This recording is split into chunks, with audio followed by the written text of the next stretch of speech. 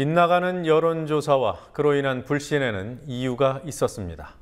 6.4 지방선거 때 실시된 800여 회의 여론조사를 분석한 결과 정확성이 떨어진다는 집전화 ARS가 절반이었고, 이 경우 20대에 대해 평균 너댓 배, 최대 12배까지 가중치를 주었던 것으로 나타났습니다. 젊은 층의 여론은 조사된 것이 아니라 가중치로 추정된 것이라 할 수 있습니다. 떴다 방식 여론조사 업체와 돈 안 들이고 여론조사 한번 해보려는 언론사가 엉터리 여론조사를 양산하고 있습니다. 강신의 PD가 보도합니다.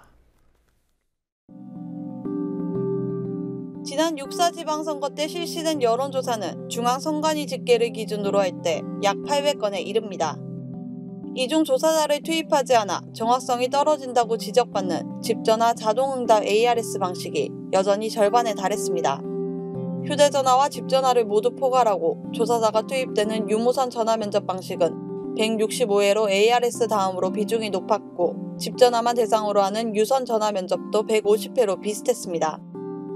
표본의 크기는 500명에서 800명 사이였던 여론조사가 370회로 가장 많았습니다.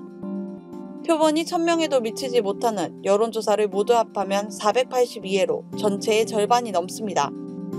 반면 1500명 이상이 참여한 여론조사는 57회에 불과했습니다. 여론조사 표본의 신뢰도를 보여주는 지표라 할 수 있는 응답률은 10%에도 못 미치는 경우가 409회였습니다. 응답을 거부한 경우가 10명 중 9명이 넘었다는 뜻입니다. 응답률이 20% 이상이었던 여론조사는 92회, 전체의 9분의 1 정도였습니다. 응답 거부로 표본을 채우지 못하고 결국 가중치를 부여해야 하는 현실도 여론조사의 신뢰를 낮추는 요인이었습니다. 응답 거부로 인한 가중치 비중은 남성보다 여성에서 다소 높게 나타났습니다. 할당된 표본 수와 응답자 수가 같을 때를 1로 볼 때 응답자가 오히려 많았던 경우가 남성 535회, 여성 264회로 남성이 많았습니다. 반면 응답자가 적어 가중치를 1 이상 둬야 했던 경우는 남자 263회, 여성은 500회가 넘었습니다.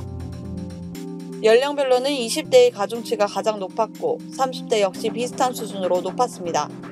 높은 가중치를 부여해야 하는 상황, 다시 말해 응답 거부 비중은 연령대가 높아지면서 감소했습니다. 젊은 층의 응답 거부 현상은 집전화 ARS 조사에서 특히 두드러졌습니다. 20대의 경우 집전화 ARS 조사에서는 평균 3.7배의 가중치가 부여됐고 최대 12배까지 가중시킨 경우도 있었습니다. 유무선 전화면접 조사에서는 가중치가 평균 1.4배에 그쳤습니다.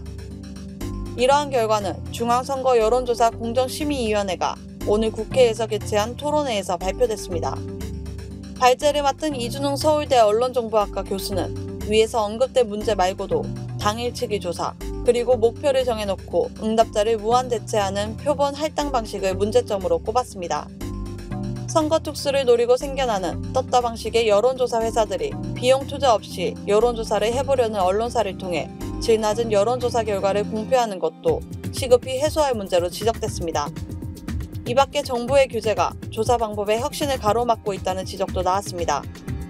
국민TV 뉴스 강신혜입니다.